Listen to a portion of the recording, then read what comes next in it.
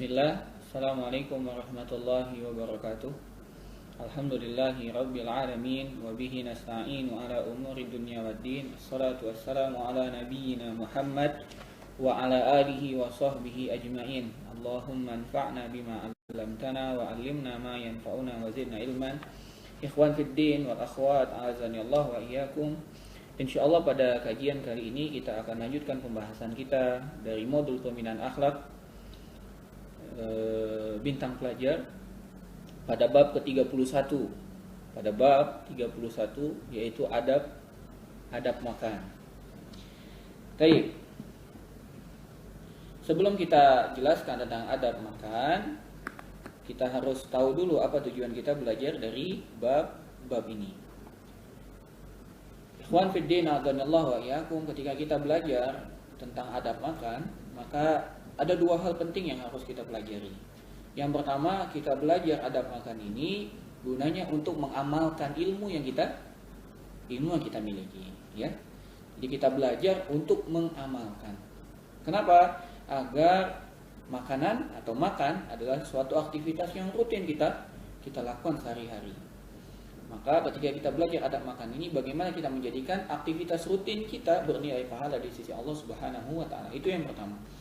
Yang kedua, tujuan kita belajar adab makan ini adalah agar kita mampu mengajarkan orang-orang yang kita sayangi agar dapat mengamalkan adab makan ini, dan makan yang mereka lakukan pun bernilai ibadah di sisi Allah. Orang yang kita sayangi itu, kalau kita sebagai guru di bidang pelajar, maka siswa-siswa kita, siswa-siswi kita. Kalau kita sebagai orang tua, maka yang kita sayangi adalah anak kita. Kalau kita sebagai suami, maka istri kita, bapak kita, ibu kita. Kalau kita sebagai istri, maka yang kita sayangi adalah suami kita, bapak kita, ibu kita, kakek kita, tetangga kita, dan lain sebagainya. Maka kita belajar ini pertama untuk mengangkat kebodohan dari diri kita, agar kita tahu adab makan dan mengamalkannya. Yang kedua, agar kita mampu menyampaikan kebenaran ini, adab-adab ini kepada orang yang kita cintai, yaitu siswa-siswi kita, keluarga kita, dan orang yang dekat dengan kita. Baik, kita langsung masuk pembahasan dari adab makan. Yang pertama, kita mulai perintah memakan makanan yang halal dan yang baik yang Allah firmankan kepada kita. Allah Subhanahu wa taala berfirman dalam surat Al-Baqarah ayat 168 dalam firman-Nya, a'udzubillahi minasyaitonir rajim, ya ayyuhan nasu kulu mimma fil ardi halalan thayyiban wa la tattabi'u khutuwatis syaitan innahu lakum aduwwum mubin. Wahai sekalian manusia, makanlah yang halal lagi baik dari apa-apa yang terdapat di bumi ini, dan janganlah kamu mengikuti langkah-langkah setan. Sesungguhnya setan itu musuh yang nyata bagimu. Di sini Allah Subhanahu wa taala memerintahkan kita untuk makan yang halal dan baik. Agar apa? Agar makan yang kita lakukan bernilai pahala, berkah di sisi Allah Subhanahu wa taala. Dan Allah Subhanahu wa taala juga melarang kita mengikuti langkah setan. Bahkan Allah Subhanahu wa taala menetapkan setan adalah musuh yang nyata bagi kita. Maka dalam makan, kita harus menjauhi semua hal-hal yang mirip dengan setan. Nanti insya Allah kita akan paparkan apa saja yang merupakan ciri atau sifat-sifat dari setan tersebut dalam makan. Itu yang pertama, firman Allah di dalam surat Al-Baqarah ayat 168. Kemudian yang kedua, ikhwan fid din wal akhwat, a'adzanillahu wa iyyakum, Nabi kita Muhammad sallallahu alaihi wasallam juga telah mengajarkan atau memiliki perhatian penting terhadap adab makan ini. Dikisahkan dari sahabat Umar bin Abi Salamah. Umar bin Abi Salamah ini adalah sahabat yang waktu Rasul sallallahu alaihi wasallam hidup dia masih kecil. Dan Umar bin Abi Salamah ini adalah anaknya Ummu Salamah, istrinya Nabi sallallahu alaihi wasallam. Dan Umar ini adalah anak yang dibawa oleh Ummu Salamah ketika menikah bersama Rasul sallallahu alaihi wasallam. Maka Umar bin Abi Salamah menceritakan, dahulu aku ketika kecil itu makan bersama atau dibawa asuhan Rasul sallallahu alaihi wasallam, dan ketika makan tanganku berpindah-pindah dari satu tempat ke tempat yang lain. Artinya dia nyomot makan di sini dan di sini. Maka Nabi sallallahu alaihi wasallam bersabda, ya gulam, samillah wa kul biyaminik wa kul mimma yalik. Wahai anak kecil, sebutlah nama Allah, bacalah bismillah, Makanlah dengan tangan kananmu dan makanlah dari hal yang paling dekat dengan dirimu. Hidangan yang paling dekat dengan dirimu. Di sini Nabi SAW memberikan perhatian kepada anak kecil dengan mengarahkan dia bagaimana tata cara makan, adab makan. Hal yang sepele yang diajarkan oleh Rasulullah SAW kepada anak kecil, yang mana di zaman kita sekarang kebanyakan orang tua menganggap ini perkara yang tidak penting. Kecil memang, namun ini penting. Sampai Rasulullah SAW memberikan perhatian yang sangat besar. Kebanyakan orang tua zaman sekarang membiarkan anaknya makan dengan tangan kiri, ya, kemudian tidak mengucapkan Bismillah, ya, dengan alasan apa? Mereka masih kecil, mereka belum berdosa. Salah pemikiran seperti itu. Bahkan Rasulullah SAW memberikan perhatian kepada anak kecil dan mengatakan, wahai anak kecil, makan dengan menyebut Bismillah, makan dengan tangan kanan, dan makan dari yang terdekat. Dan ini yang harus kita contoh. Kenapa? Ketika anak telah dididik dari kecil, insya Allah ketika dia dewasa, hal-hal yang diajarkan saat kecil itu melekat, menusuk langsung di hatinya dan terus dia amalkan sampai dia dewasa. Inilah dua landasan penting dalam pembahasan kita kali ini. Kenapa kita harus belajar adab makan. Dan setelah kita belajar, kita amalkan dan kita sampaikan kepada siswa dan siswi kita. Baik. Yang pertama, kita langsung masuk ke adab, ya. Dari adab makan yang pertama adalah Rasulullah SAW mengajarkan kita untuk mencuci tangan sebelum makan. Rasulullah SAW mengajarkan kita untuk mencuci tangan sebelum makan. Dan ini ternyata telah diajarkan di dalam Islam. Ini yang pertama. Adab yang kedua adalah kita makan tidak bersandar bertelekan, ya. Tidak bertelekan, tidak bersandar dengan bertelekan, ya. Artinya dia seperti bersandarnya para raja, ya. Dia duduknya bertelekan dengan pundaknya, ya. Pokoknya dalam posisi bertelekan. Maka itu dilarang. Juga dilarang dalam posisi terlungkup. Karena sebagian orang ada yang makan dalam posisi terlungkup. Mungkin sambil nonton dan lain sebagainya. Dan Nabi SAW pun melarang kita makan dalam posisi apa? Berdiri. Maka adab yang kedua adalah kita makan dalam posisi duduk. Kita makan dalam posisi duduk.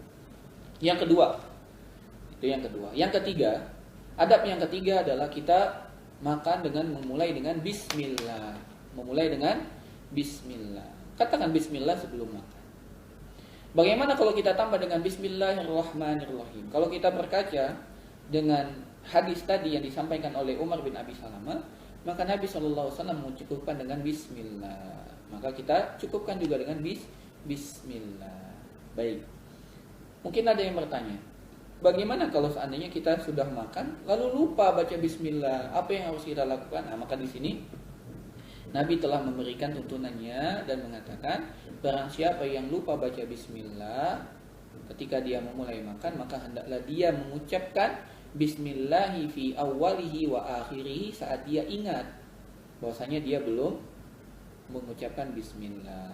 Jadi ketika kita makan dan kita lupa, maka kita mengucapkan Bismillahi fi awwalihi wa akhirihi. Ada dua lafaz yang diajarkan oleh Rasul. Yang pertama ini Bismillahi fi awwalihi wa akhirihi. Yang kedua Bismillahi awwalahu wa akhirahu. Yang maknanya sama, dengan menyebut nama Allah di awal dan di akhir.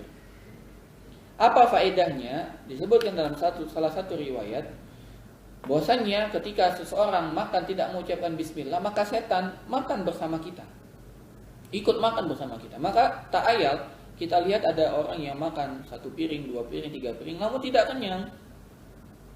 Bisa jadi karena itu dia makan bersama setan.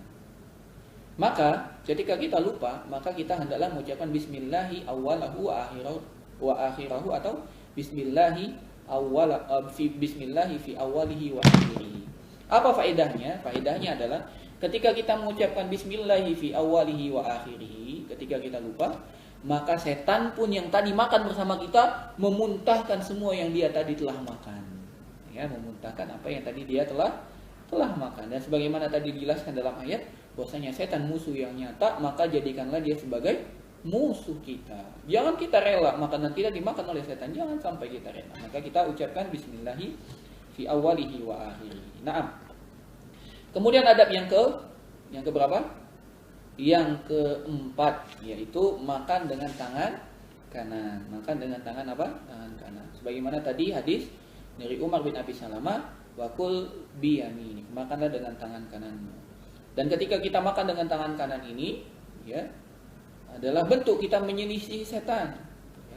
Karena Rasulullah SAW bersabda, fa inna syaitan ya'kulu bishimalihi wa yashrab. Sesungguhnya setan makan dengan tangan kiri dan minum dengan tangan kiri juga.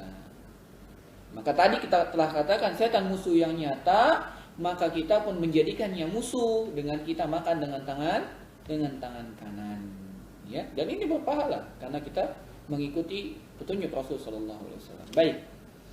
Kemudian ketika kita makan dengan tangan kanan, maka disunnahkan makan dengan tiga jari. Di sini ada hadisnya, kana Rasulullah sallallahu alaihi wasallam ya'kulu bi salasati asabi wa yal'aqu yadahu qabla ay yamsahahu. Atau qabla am yamsahaha. Dahulu Nabi sallallahu alaihi wasallam makan dengan 3 jari dan Nabi selalu menjilati jari jemarinya sebelum dia mencuci tangannya. Setelah makan, Rasul menjilati jari jemarinya dahulu. Kenapa? Agar mendapatkan berkah. Karena Rasul dalam riwayat yang lain mengatakan, sesungguhnya orang tidak tahu di mana keberkahan itu. Apakah di awal makannya, di tengah makannya, atau di akhir, atau di ujung-ujung jari jemarinya. Maka dia jilat untuk mendapatkan keberkahan makan. Karena seorang muslim makan tujuannya adalah untuk mencari berkah Allah. Agar dia dapat menegakkan tulang rusuknya untuk beribadah kepada Allah. Ya, bukan semata mencari kelezatan, kenikmatan, kuliner dan lain sebagainya, bukan. Namun lebih jauh daripada itu, seorang muslim makan untuk menegakkan tulang rusuknya agar beribadah kepada Allah Subhanahu wa taala. Naam. Kemudian kita masuk pada adab selanjutnya. Adab yang kelima adalah kita tidak makan makanan yang terlalu panas ataupun yang terlalu dingin. Ini berdasarkan hadis yang diriwayatkan oleh Imam Al-Hakim yang maknanya tidak makan makanan yang panas banget, ya, panas sekali, ataupun makanan yang sangat dingin sekali. Maka kita tunggu. Ini adab. Kalau kita makan makanan yang panas keluar dari kompor, ya, dari di atas kompor, maka kita tunggu sampai dia mulai dingin. Dan kita dilarang meniup makanan. Kita biarkan dia sampai dia dingin dengan membiarkannya. Dan ini kita dilatih untuk bersabar, ya. Dilatih untuk bersabar. Baik, yang keenam. Adab yang keenam adalah mengambil makanan yang terjatuh. Ini sunnah Rasul sallallahu alaihi wasallam sebagaimana yang diriwayatkan oleh Imam Muslim dan Abu Dawud. Ya. Nabi sallallahu alaihi wasallam memerintahkan untuk mengambil makanan yang terjatuh. Kenapa? Agar tidak berlaku mubazir. Kenapa? Karena mubazir itu temannya setan. Lagi-lagi, ketika kita berkata atau ketika kita mengamalkan adab, maka kita sedang menjauhi atau bermusuhan dengan setan.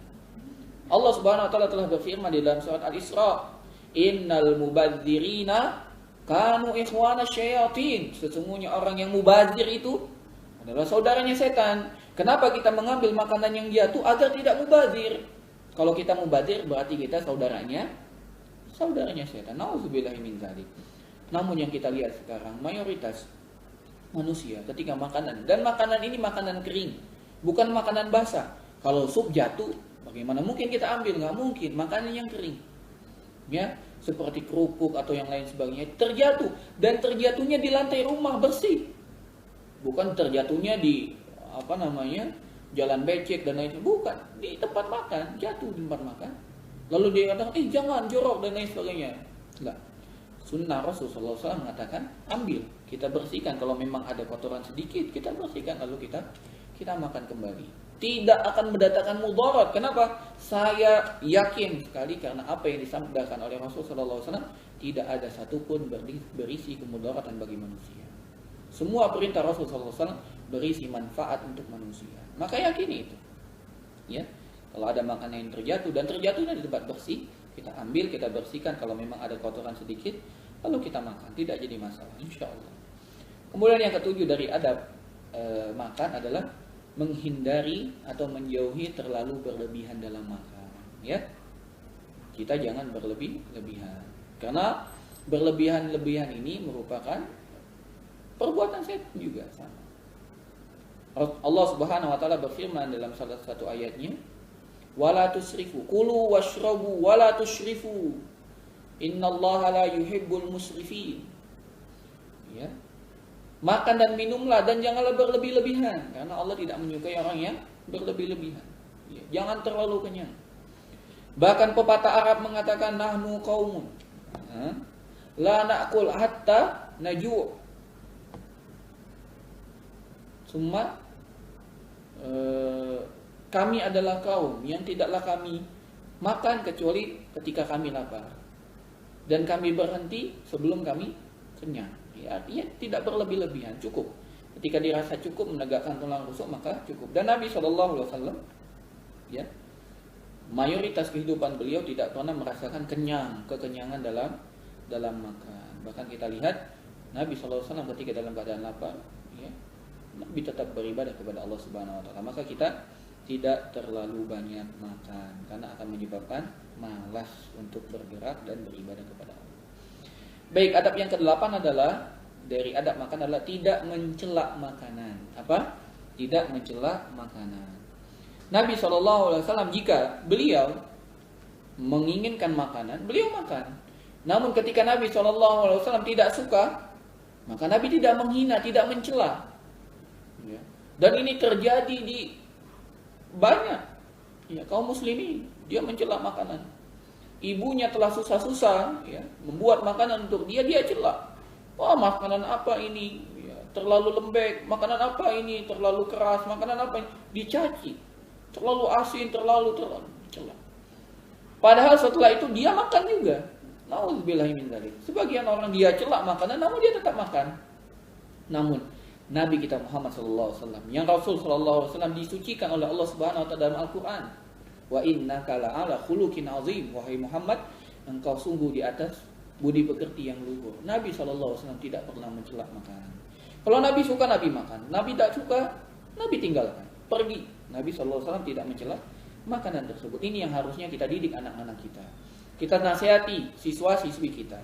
Kalau dia suka makan, kalau nggak suka diam. Kalau ditanya kenapa saya tidak suka, cukup. Ya, bukan malah mencela, iya ini benyek, ini lembek, ini. Banyak mencela, namun akhirnya dia makan juga. Nauzubillahi min dzalik. Sebagian manusia ada yang seperti itu. Ini yang ke-8. Ya. Yang ke-9, nah ini yang ke-9 adalah bersyukur kepada Allah dengan berdoa. Bersyukur kepada Allah dengan berdoa. Jadi kita makan ini adalah nikmat Allah. Ya, dalam hadis qudsi Allah Subhanahu Wa Taala berfirman dalam hadis qudsi, ya ibadi kullukum ja'iun illa man ad'amtuhu fastat'imuni ud'imkum. Allah Subhanahu Wa Taala berfirman, wahai hamba-hambaku, kalian semua kelaparan kecuali yang aku beri makan, maka minta makanlah kepadaku, aku beri makan. Lihat, ternyata makanan yang kita santap, walaupun kita dapat dengan cara membeli, kita memasak, itu semua milik Allah. Itu semua dari Allah. Kalau Allah tidak memberikan kita rezeki berupa uang, maka kita tidak dapat membeli makanan tersebut. Kalau Allah tidak memberikan kita berupa tangan untuk mengolah makanan, kita tidak dapat memakan makanan tersebut. Kalau Allah tidak memberikan kita akal untuk berpikir, untuk mengolah makanan, kita tidak dapat memakan makanan tersebut. Maka setelah kita makan, kita bersyukur kepada Allah dengan berdoa. Ada doanya. Dan doa ini mungkin tidak masyhur, ya, tidak terkenal di kalangan kita. Namun ini yang sahih. Namun ini hadis yang sahih. Maka kita pelajari perlahan, kita ajarkan siswa-siswa kita beralih dari doa-doa yang tersebar, yang belum tahu kita kesahihannya, menuju doa yang lebih sahih. Kita katakan ini yang lebih sahih. Adapun doa yang adik-adik mungkin hafal, maka ya, selagi adik-adik belum tahu yang mana yang sahih, ya silahkan. Tapi kita mulai beranjak. Kalau sudah ada yang benar, ya kita ambil yang benar. Yang ini kan belum tentu nih, kita belum tahu. Maka kita ambil yang benar. Kita ajari begitu dengan bahasa-bahasa penyampaian yang tepat tentunya, tanpa ada sedikit pun merendahkan dan sebagainya. Karena orang itu menerima kebenaran bisa jadi karena tata cara kita menyampaikannya. Maka doa, ya kita belajar doanya, yaitu alhamdulillah, alhamdulillah. Ikuti saya, alhamdulillah alladzi at'amani hadza wa razaqanihi min ghairi haulin minni wala quwwatin. Coba kita baca ya. Alhamdulillahilladzi at'amani hadza wa razaqanihi min ghairi haulin minni wala quwwatin. Subhanallah. Mudah ya. Alhamdulillahilladzi at'amani hadza wa razaqanihi min ghairi haulin minni wala quwwah. Mudah insyaallah. Tinggal diulang beberapa kali pasti hafal ya. Insyaallah diulang 20 kali, 100 kali pasti hafal. Apa artinya? Segala puji bagi Allah yang telah memberi makan ini kepadaku, yang telah memberi rezeki kepadaku tanpa daya dan kekuatanku. Benar sekali. Kita makan pun bersyukur kepada Allah, bahwasanya makan yang kita santap itu semua milik Allah dan itu semua atas karunia Allah Subhanahu wa taala. Ada doa yang lain lagi yang mungkin dapat kita baca juga sebagai tambahan wawasan keilmuan kita. Ada doa yang lain yaitu alhamdulillahi hamdan katsiran thayyiban mubarakan fi ghairu makhfiin wala muwaddiin wala mustaghnan anhu rabbana. Ya. Segala puji bagi Allah dengan puja-puji yang banyak dan penuh berkah, meski bukanlah puji-pujian yang memadai, mencukupi, dan meski pujian itu tidaklah dibutuhkan oleh Tuhan kita. Jadi kita memuji Allah Subhanahu wa taala, sedangkan Allah Subhanahu wa taala tidak butuh dengan pujian kita. Ini doa yang kita baca. Dan terakhir dari adab yang dapat kita laksanakan, yang terakhir adalah mencuci kedua tangan setelah makan. Dan ini sesuai dengan hadis yang diriwayatkan oleh Imam Ahmad dan Abu Dawud. Yang terakhir adalah kita mencuci tangan setelah makan. Namun sebelum dicuci tadi diingatkan untuk menjilat jari jemari kita dulu agar mencari berkah. Dan menjilat ini bukan perbuatan jijik, tidak, ya. Namun ini sunnah Rasul sallallahu alaihi wasallam dan harus kita yakini semua yang diajarkan oleh Nabi kita itu pasti membawa kebaikan untuk kita. Baik. Itu 10 poin yang dapat kita sampaikan dalam adab. Namun di sini ada catatan penting terkait makanan ini. Ikhwan fillah azanillahu wa iyyakum. Yang pertama, sebagaimana tadi disampaikan di dalam ayat, bahwasanya hendaklah seorang muslim memilih makanannya, yaitu makanan yang halal dan baik. Baik halal dari segi zatnya maupun halal dari segi cara mendapatkannya. Ya. Itu yang pertama. Yang kedua, hendaklah segera makan ketika makanan itu telah disuguhkan. Kalau ibu kita telah menyuguhkan makanan, maka kita langsung makan. Bahkan Nabi SAW pun melarang kita untuk sholat kalau kita telah berhadapan dengan hidangan makanan. Kita makan dulu, ya, agar sholat kita lebih khusyuk, tidak memikirkan makanan ibu kita yang lezat. Ya. Yang ketiga, tidak menggunakan tempat makanan dari emas dan perak. Ketika Rasulullah SAW ditanya, maka ini makanan nanti di surga. Adapun orang yang menggunakannya di dunia, maka dia tidak dapat jatah lagi di surga. Ya, maka kita makan dengan makanan ya dari plastik, dari piring dan lain sebagainya, bukan dari emas ataupun perak. Kemudian yang keempat, menghindari jamuan yang ada alkohol atau khamrnya. Ya, karena majelis yang ada khamr atau yang memabukkannya, majelis yang tidak diridhoi, majelis yang dilaknat oleh malaikat, maka kita jauhi. Dan yang kelima, kita disunahkan untuk apa? Makan dengan berjamaah, beramai-ramai, bersama. Dan bersama ini bisa jadi satu nampan ataupun piring masing-masing, namun bersama-sama. Kenapa? Karena keberkahan itu bersama jamaah, bersama-sama, ya. Kita makan bersama, insya Allah makanan kita lebih berkah. Demikian yang dapat disampaikan ikhwan fiddin azanillahu wa iyyakum pada kajian kita kali ini terkait adab. Kami berharap agar apa yang kami sampaikan ini bermanfaat untuk kita, ya, untuk saya pribadi dan antum semua, dan kita dapat mengamalkan adab-adab ini, dan kita nomor 2, kita ajarkan kembali kepada siswa-siswi kita, keluarga kita, dan saudara-saudara kita. Semoga bermanfaat. Kita tutup. Subhanakallahumma wa bihamdika asyhadu an la ilaha illa anta astaghfiruka wa atubu ilaik. Assalamualaikum warahmatullahi wabarakatuh.